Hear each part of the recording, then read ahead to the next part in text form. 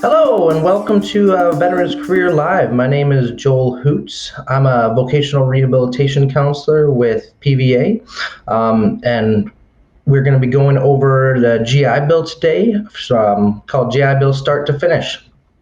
The first thing I want to kind of cover is just some important updates. These are a little bit past the time when they were enacted, but these started on April 1st, 2021. It was improvements to the I-6 and Row Veterans Healthcare and Benefits Act. So the first thing is just improvements to the GI Bill. They have some new programs for the Vet Tech program. This is high demand training in different areas like computer program software, data processing, and information science. They've also updated the STEM and FRI scholarships. There are some changes to Chapter 31 VR&E. They changed the 48-month rule, which means the extension for your GI Bill is now kind of separate from that VR&E program. That's a good update for some people. And then there's the Veterans Rapid Retraining Assistance Program, or VRAP. I wanted to point out that the Vet Tech and Veterans Rapid Retraining Assistance Program do have limited funding, so if this is something you might be interested in, it'd be good to look into it as soon as possible. The Veterans Career Program the Rapid Retraining, has a 12-month training program. It doesn't lead to a bachelor's or any type of graduate degree, but you can get college credits towards a degree plan. It does, like I said, it does have limited funding, and they are for those high-demand jobs, which should be released by BLS by now. A little bit about the eligibility about the program. So the Vet Tech program, if you notice in the column on the left, all of these have to be true. You can't be on active duty. You can't qualify for VA education assistance under the GI Bill. Or I'm sorry, you do need to qualify for VA education assistance under the GI Bill, but you have to have at least 1 day. And then you have to be accepted by a VA-approved training program. And this doesn't count against the GI Bill program, and I've had some questions on why you need that 1 day, and I'm not really sure. It's just the requirement the VA set. The VRAP has a little bit more stringent requirements. You do have to be unemployed due to COVID-19, not eligible for GI Bill or VR&E benefits, not enrolled in a federal or state job program, and not receiving VA disability compensation because you are unable to work. Now, what that means is not if you have a rating. It's just if you're 100% like individual unemployability is what that applies to. And then you have to not be receiving unemployment compensation, including enhanced benefits under the CARES Act. We did reach out because these eligibility requirements seem a bit odd. So we reached out to the VA and they said, if you are using some of these programs, you can still apply. They may take it on a case-by-case basis because they understand with COVID and everything, there are some difficulties on getting off that unemployment and being able to support your family and things like that. Here's the links for the pages. Let's kind of jump into the GI Bill start to finish. To get started, a lot of people ask, where do I go to apply? There's a couple different ways to do it, but the best, you can call the number, you can go do it by mail, but I find the best way is doing it online if you have access to computer or even just a library in your local area to access a computer there. You do need login credentials, so if you don't have that, you may have to go through that process. We're not going to go over that here. So we'll just assume you have the login credentials. But once you log in, you'll get to that va.gov.landing page. And on the bottom left, you'll see a white box that has this education in it. And it'll show, view your payment history, change your current education benefits, compare GI Bill benefits by school, and apply for benefits. So that bottom one is where you just click on that to apply, and it'll take you to the next page, which is on the right here, which is applying for education benefits. And this will just basically walk you through the whole process. It's very user-friendly. So you can see there, you'd apply for the new benefit, and it would take you to the next section, and it'll ask you some questions about your service and things like that, what you're applying for, and then you'll get a response in the mail once you apply. And it should update on the va.gov as well. Alternatively, you can go to ebenefits.va.gov, which is the older version of the va.gov site. You could access all the same information there, apply as well there. I do want to note the only place to apply for VR&E is on the eBenefits website currently. So this is kind of just a breakdown of what chapters you have available to you. You'll notice chapter 30 and 33 are the two GI bills. So chapter 31 is not a GI bill. It is not an education benefit. It's vocational readiness and employment program. There is a possibility that they can pay for school, but it's not necessarily going to happen. So VRNE is an employment program, so their end goal is employment. So I always recommend to anyone I'm working with, if you are working with them, make sure you stay focused on the job and let them kind of come to the conclusion whether or not you need school. Now, if you go after a job that's that doesn't require a education, they may not come to that conclusion. So that'd be something to look at, when you're looking for jobs and things like that. And if you notice here, I put this little, this is actually from the va.gov website, and this kind of goes over your time in service and your percentage of benefits and how they apply to people. So you'll see that 90%, you may not get that whole 100% if you didn't serve the full 36 months, which is 3 years. So at 30 months, total service time, including active duty and entry-level skill training, you'll get that 90% rate, and it kind of goes down from there. And then if you notice, about 70%, you need 18 months, and that excludes active duty in your basic training and AIT there, or whatever whatever your skill training is. So that's something to kind of be aware of and cognizant of. If you get out before 3 years, you may not get that whole benefit, but this chart will let you know kind of where you're at. You just have to refer to your service records. So once you kind of complete the application, you get signed in and everything, there is going to be a little bit of a waiting period. I recommend starting to look at schools you want to apply to. Research the schools in your area or where you plan to move. The GI Bill can be used anywhere in the country. You're not limited to a certain state. I found that out after the fact. I would have probably moved somewhere and gone to school in a different place if I had known that. But definitely research schools all over. I mean, if you want to move to an area and work there, it may be beneficial to live in that area and go to school there, because then you'll have the benefit of getting internships, practicums, jobs, anything like that. And you'll get to know and network in that area. Then kind of you want to look at the difference between the universities, because the GI Bill doesn't pay the same for everything. So state universities and out-of-state universities, as long as they are a state university, that GI Bill is going to pay that whole amount. Private universities are a little bit different. So there is a limit to that. We'll get to that in a later slide. You do want to think about where you want to live and work, though, and consider the school in that local or state area. Like I mentioned, it provides advantages to you when you get out of school and you're ready to start working, or if you just don't want to internship network in that area while you're there. And then consider your major for coursework and prerequisites. Look at the different degree programs they have. Check out what the school offers, and see if it's a good fit for you. And then contact and apply for the school of your choice. And I also do a presentation on reasonable accommodations, and I always recommend reaching out to that disability services or disability resource center at the school. If you do have a disability and you're looking for accommodations, that can be a great starting place. They can have a wealth of information about the entire school, not just the accommodations. So another thing you can do while you're waiting is apply for FAFSA. Now, this is only for undergraduates, so if you're going into a graduate degree program, this might not apply to you, but you can still apply and get loans. However, those loans will have to be paid back. However, for undergraduates, it's a little bit different. So it is free to apply as well. If you're on a website that is trying to charge you for this FAFSA application, you're in the wrong place. I would recommend going to the FAFSA.gov website and doing it for free. You will need to be prepared with a lot of personal info. They ask you a lot of financial information about your household income and things like that. If you've ever been on, any type of welfare, because that kind of all applies in that situation.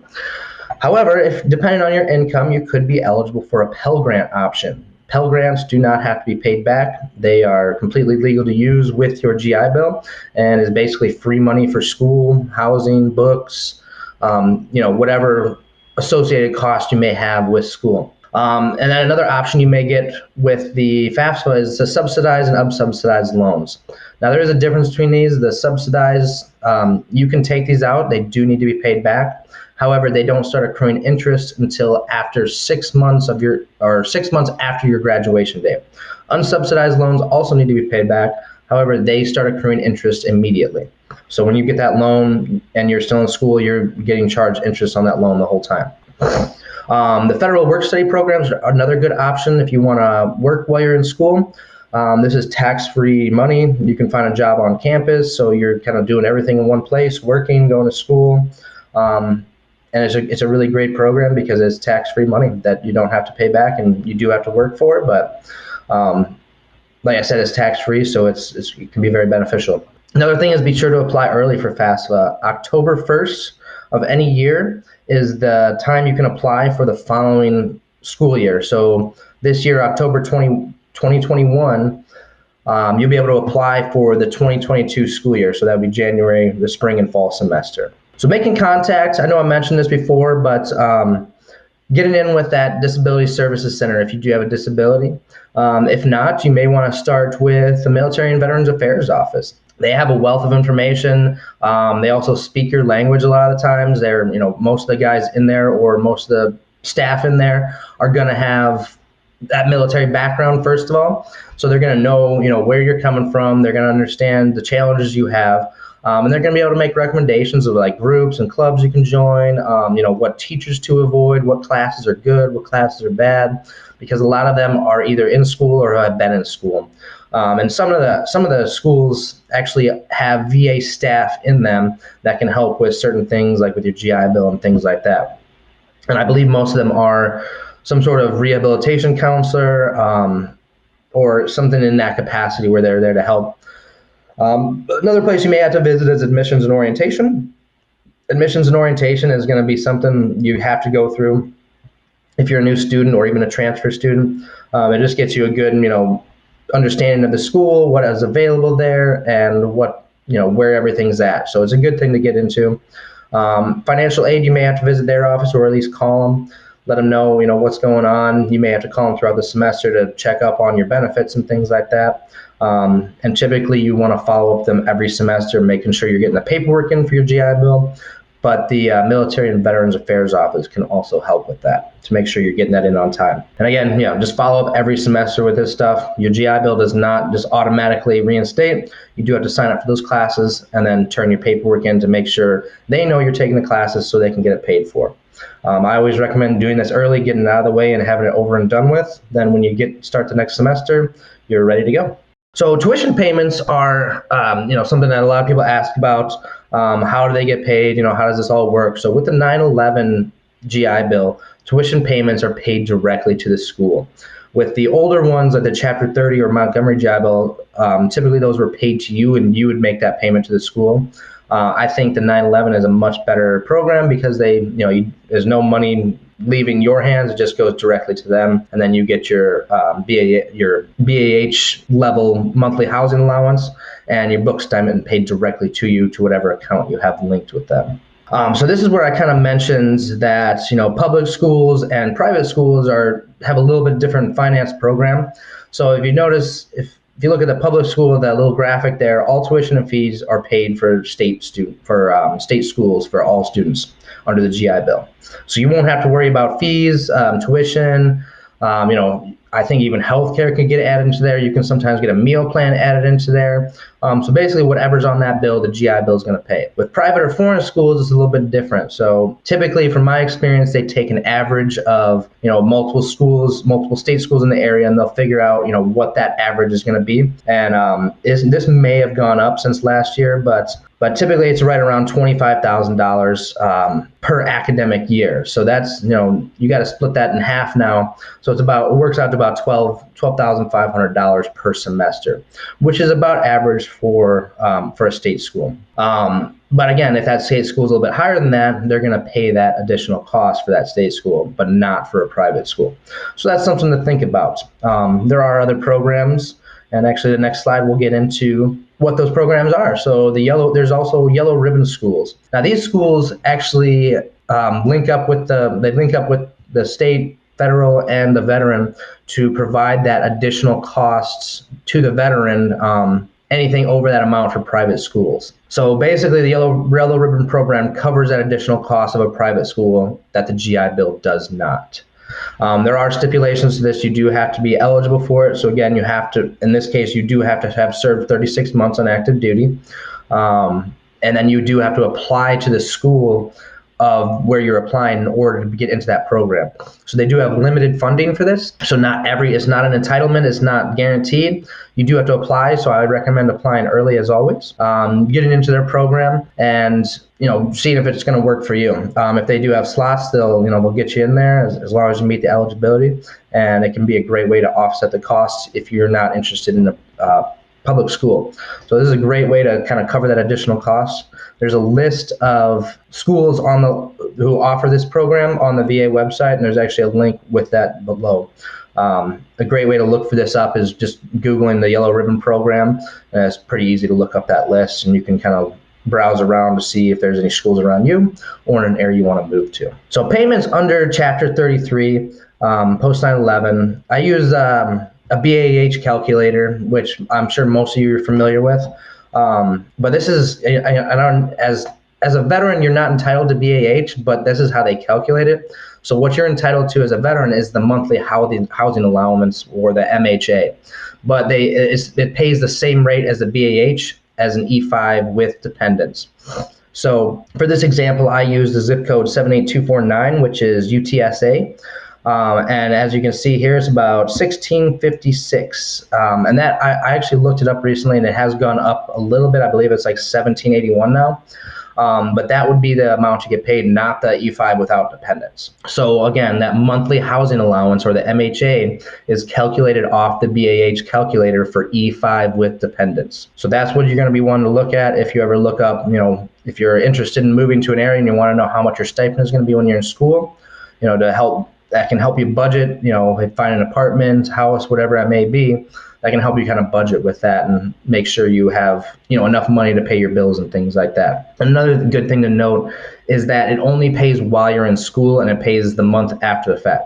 So, for example, many people start school in August, but they might not get their first check until August 30th or September 1st, and it's only going to pay the prorated rate for that month. It's not going to give you the whole amount for a month because you weren't in school the whole month. You're only in school, say, 2 weeks out of that month. So you'd get about half. The book stipend and a rural benefit are something some people are not aware of. I think the book stipend more people are aware of, and that's $1,000 paid proportionally per year. So what that means is basically, if you take 12 semesters one semester and 12 semesters another, they'll give you $500 and $500. It may vary just a little bit, but typically they give you about half and half to pay for those books throughout the year. Another one that more people are not familiar with is a $500 benefit for rural physical relocation for education purposes. Now, what this is basically if you're living in a rural area and it's not feasible to commute to school every day, you can apply for this benefit. There are eligibility criteria. You have to be so far away from whatever school area you want to move to. But I mean, $500 is not much, but it can definitely help with moving costs, gas, things like that, to get you to where you need to go. So another thing that some people aren't aware of is that the GI Bill does cover non-college degree granting institutions. So the first one here is apprenticeships, and this can be a great route for some people. You can get into a trade this way, and you do still get a monthly housing allowance in this program. So if you notice here on the graphic on the right, the first 6 months of training in your apprenticeship, typically you're not going to be making a whole lot of money. You're not a journeyman yet. You're not fully skilled in that trade, so the VA understands that and says, you know what, since you're going to be making a little bit less money, we'll give you that 100% of your applicable MAH, which is the monthly housing allowance, which is calculated again at that BAH rate for E5 with dependents. So, again, if you're living in San Antonio area, that would be around that $16.56, and that you'll be getting on top of whatever you're getting paid at your job. So that'll offset the cost of housing and things like that while you're building that pay up. And if you notice, typically, in apprenticeships, the more skilled you become, the more money you make. So if you notice, the second 6 months, you get 80%, and it kind of tapers off to 60, 40, and 20 until you're basically, fully trained and ready to go. And so this gets into about year 2 of your year 3 of your training, where you're still getting that 20%. And then, by then you should be able to apply for other jobs or, become a journeyman and be making a decent wage where you can afford housing and all this stuff on your own. There's also vocational flight schools, correspondence schools, which is really just another word for distance training. And that's kind of changed a little bit just because a lot of the colleges have switched gears with COVID and everything. But they also offer national testing programs, licensing and certification tests. So the national testing programs, there's no limit to what they'll pay. But the licensing and certification tests, they only pay up to $2,000. So this is something, if you don't have a way to pay for the, I guess say a licensing test, you can apply through the VA to have them pay for it, as long as it's accredited through their program. So a little breakdown of the semester hours. So spring and fall semesters, typically full-time is 12 credit hours. That is the minimum that you can get your 100% VA monthly housing allowance rate. Typically, if you're gonna go to college, you're going to need to take more than 12 credit hours per semester to graduate on time. Typically about 15 will get you to graduation in 4 years, which works very well with your GI Bill. But you can also take 16, 18 credits. It's not going to change that 100% rate, but 12 is the minimum for those spring and fall semesters. Now summer is a little bit different because a typical spring or fall semester is going to be 16 weeks. The summer semester is only 8 weeks. So 6 credit hours is considered full-time over the summer, and you can still get that monthly housing allowance. Now, this is a really great way to maximize your GI Bill benefit because you're taking a class that only uses 8 weeks of your GI Bill, but you're getting a full 16-week course out of it. So you're basically using half of your GI Bill and getting the same credit you would for a fall or spring semester credit hour. So I typically recommend, taking 2 classes over the summer. If they're both 3 credit hour classes, you meet your 6 credit hours, and you just saved yourself 16 weeks. You saved yourself essentially a whole semester of classes because you took a summer class or 2 summer classes. Now, if you're not full-time, you still can get the monthly housing allowance, but it is calculated, it's basically prorated. So calculations for part-time, you do have to be going more than 50%. So for the fall and spring, it would have to be, at least 6 credit hours, or actually 7 because you have to be over that 50%. So, but it has to be more than 50%, but less than 100. And basically what they do is calculate to the nearest 10%. So for an example, if you took 9 credit hours, for a fall semester, you get basically 9 divided by 12, which is 75%. They round up to 80%, so you'd be getting 80% of whatever that BAH rate is for your area in the monthly housing allowance. So distance learning, I kind of talked about this with correspondence learning. The same kind of rule applies to it. However, it's not, if you're, say, going to school in another state online, you're not going to ever be able to reach that 100%. But you do have to be enrolled for at least 51% of full-time, which is, again, that 7 credit hours at least. And then you would get 50% of your monthly housing allowance for distance learning because they don't know where you're at. They're not going to pay you the full amount for, say, if you live in a very low-cost area and you're applying to a school in Los Angeles, they're not going to pay you that Los Angeles BAH. They're going to pay you in the location you're at or 50% of the school's location. But I think they have switched it finally to whatever location you are at for distance learning. But basically, you can see the breakdown. So if we use San Antonio as an example, it would be half of that 1656, which is 828. However, if you are attending distance learning and the school is within commutable distance, you can up your monthly housing allowance to 100% by attending 1 in-person class. So you can take 9 credit hours of distance learning and then have 1 on campus, and now you're an on-campus student because of that 1 class. So they rate it, so you're no longer a distance learner, you are now an on-campus learner with distance learning as an option. And now you can get that, bump that up to 100%. So that can be a way if you're not really interested in commuting, but you really do need that 100% to get by and pay the bills and pay for rent because it's difficult to go to school and have a full-time job. Definitely look into 1 in-person class.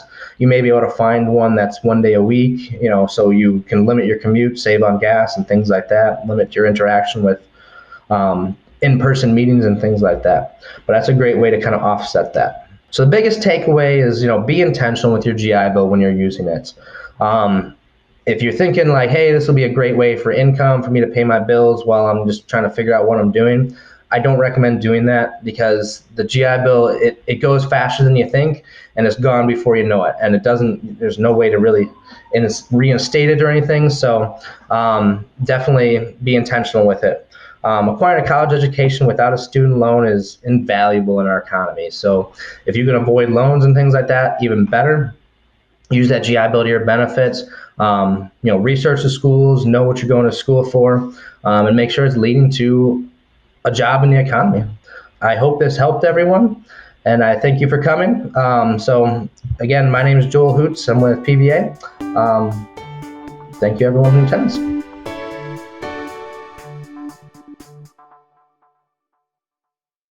Since 1946, PVA has been the leading advocate for veterans with spinal cord injuries and diseases such as MS and ALS. We help all veterans with disabilities by helping with earned benefits and specialized health care, education and career resources, adaptive sports, housing and legal assistance. Learn more at pva.org.